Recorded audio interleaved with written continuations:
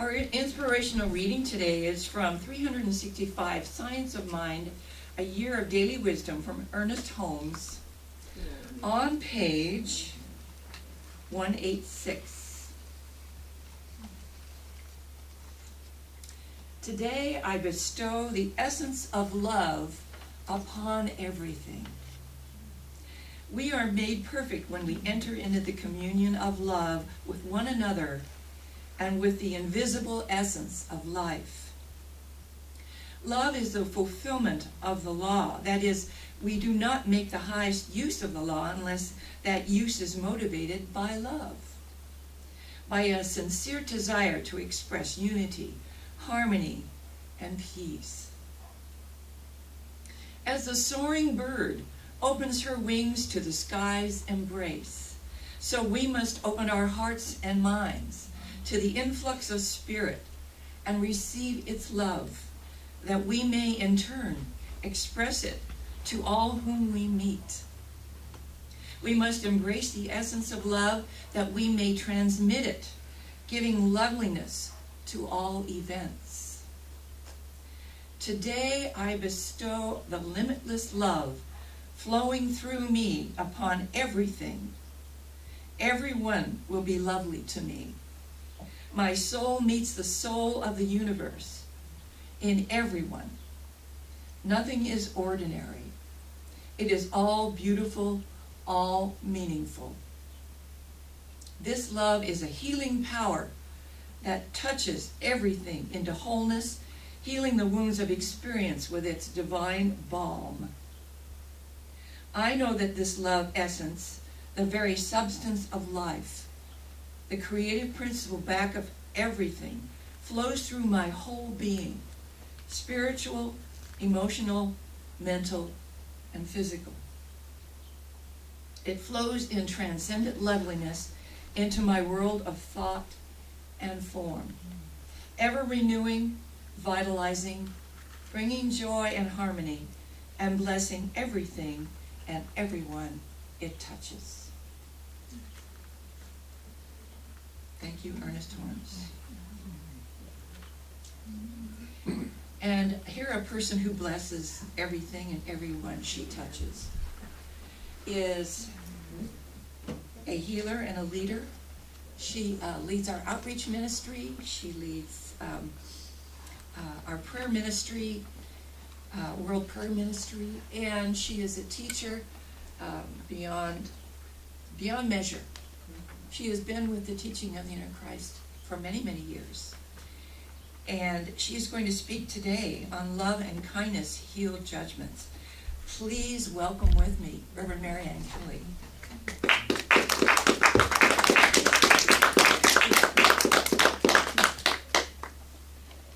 Good morning. Good morning. I have a little poem for you, written by my granddaughter.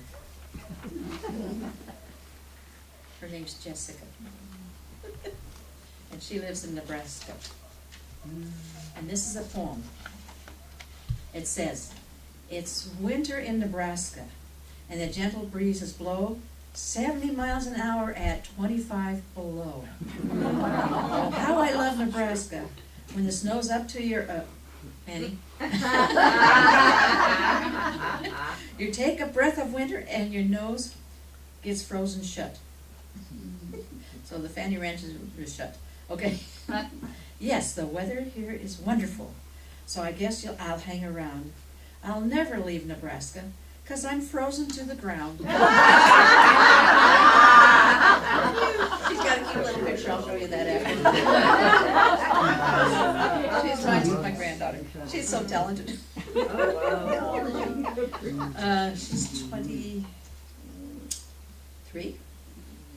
She just presented me with a great-grandchild, a great-grandson, too. He is so precious. Just so precious. Well, I found a story. I was reading through some of my stuff, and I found this book called Jesus, Buddha, Krishna, and Lao Tzu. And it's a parallel sayings. But I found a little story in there that I'd like to share with you, and you may have heard this one before. There was a a rabbi and his wife had this synagogue in, I think it was in New York, if I'm not mistaken. Yes? Mary Ann, could you speak up, honey, Yes, I can. so I can hear you? If we can get that a little closer, is that better? Yeah. I think Okay. so. Well, anyway, this is I believe it was in New York that this happened. I didn't say in the book, but I'm pretty sure that's where it was. But some white supremacists broke into their synagogue and broke up a lot of things and put a lot of racist remarks spray painted all over the place and all over it. It did a lot of damage. And so the whole thing was defaced, and there was racial slurs all over, intolerance and all of that stuff all over the place. And so I'm wondering, what would we do if someone were to break into here and do something like that? What would our thoughts be? It occurred to me that we'd be a little upset. Of course. What would we do? Well, probably call the police first, wouldn't you say? And then what if they found them? What would we do then? Well, we'd want them to be punished, wouldn't you think? That's not what they did. What they decided to do was to go out and look for these kids. And they found one. They found one of the young men who had participated in this. And they walked up to him, and he was, he's by himself, so he's a little bit scared, and they said, we want you to know that we love you. No matter what, we love you. And it just kind of softened him and disarmed him, and he didn't know what to think, and they said, and we'd like to invite you to dinner. And to their surprise, he said, yes, I'll come. And so they fed him a nice dinner, probably wonderful chicken dinner, and wonderful good stuff like that, maybe some knishes and things. And he warmed up. And as they were talking to him after they finished the dinner, they spent a lot of time talking with him and trying to find out what his background was, what led him to be a member of this group. And what they discovered was that he grew up in a family very much like the group. They were they were supremacists also. They were in that kind of genre, and they didn't show him a lot of love growing up, and so he was kind of like not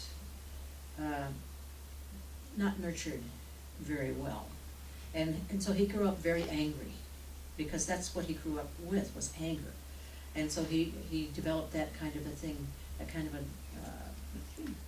thing about life in general. And as he was, when they said that they loved him, it just touched something within him. And as the more they talked, the more they really just gave him that love that they had to give, and let him talk, and they kept inviting him to dinner and things like that. Pretty soon he became kind of like a son to them, the rabbi and his wife. And what he decided to do on his own was to make good the damage that had been done to the synagogue.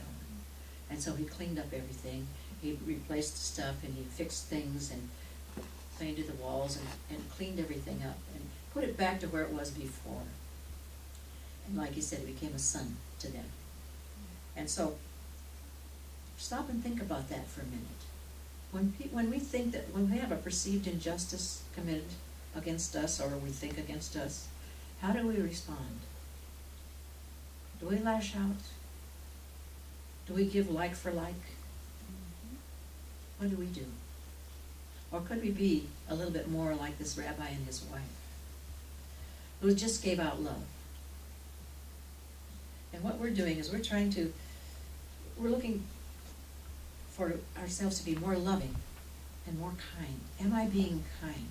But I like to ask myself periodically throughout the day, am I being kind? And I catch myself sometimes, maybe I could be kinder.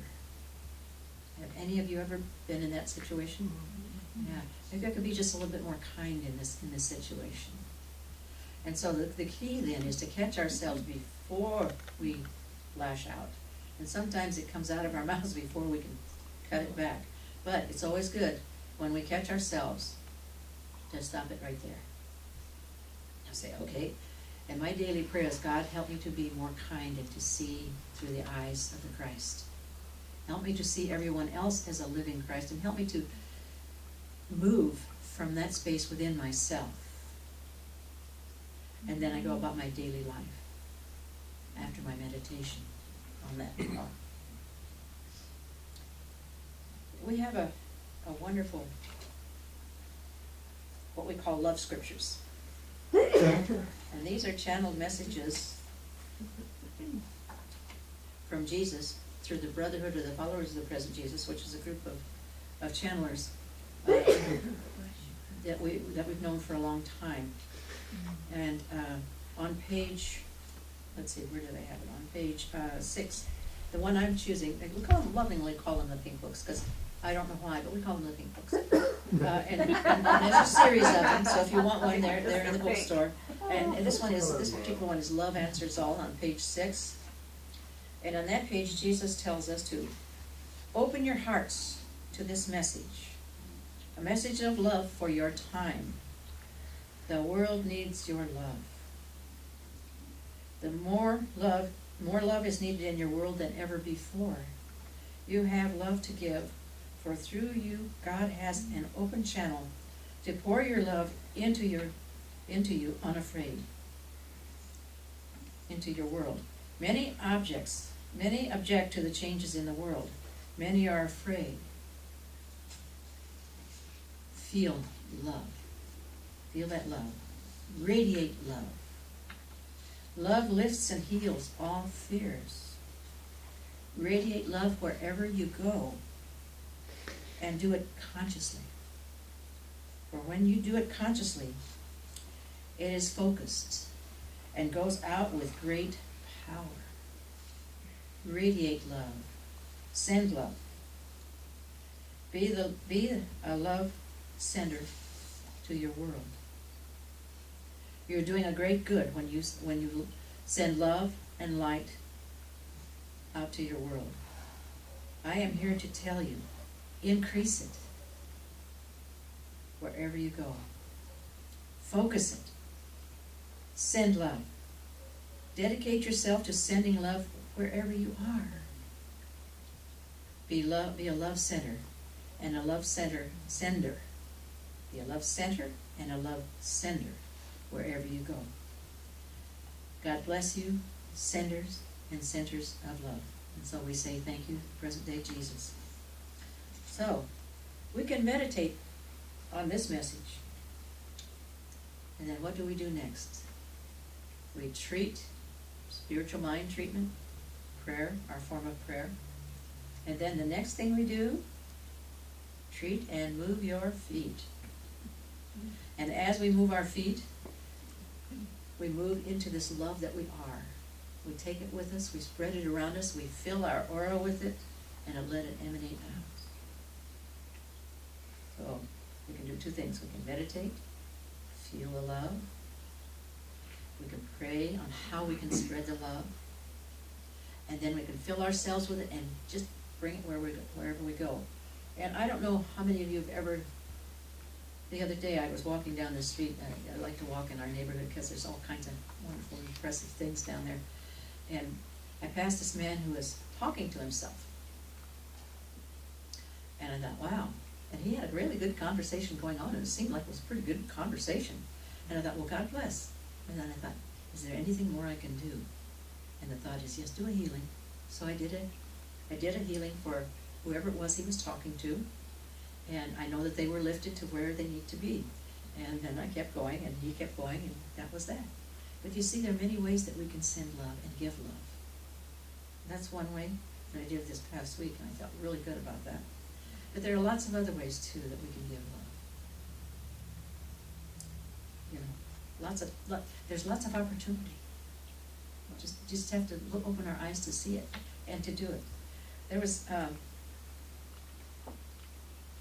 consider our sphere of action, where we live and move and have our being. And look for places that a little love would make a difference. Find that place. Give that love. Be that love. What I really enjoyed was a little article that I read about the Dalai Lama. And I don't know how many of you do Facebook, but he's on there quite a bit, and I get a little thing on him from time to time. And what is impressive about me is he's always giggling and laughing. He's just filled with joy. And he was asked, he was exiled from his Tibet, his home country, Tibet. And so he's been traveling around the world, and everywhere he goes, he laughs and he gives love. And he giggles a lot. And he has such depth in whatever it is he says. And one of the things that was asked of him one day was, explain to us about your religion. What is your religion? And they were expecting him to go into a great big long spiel about, Buddhism and all that. He says, no, my religion is love. And that's all he said. Think about that for a minute. What if all we had to give, all of our religion, was just love? I think that's the best to know. So, remember to fill yourself with love in your daily meditations. And remember, the more you do it, the better you become. And like any skill, it needs to be honed. So if we give a 5 or a 10-minute meditation every morning and fill ourselves with love at that time, connect with our own higher self, with our own inner Christ, and say, dear inner Christ, go before me, prepare my day with love, watch what happens. I guarantee you it will be something marvelous, something wonderful, something beyond what you could think. So it is. So we let it be. Thank you, God.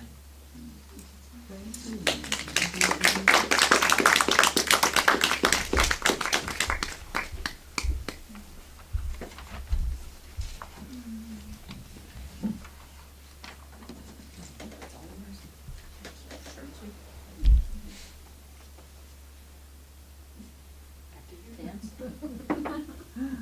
Did a little waltz there.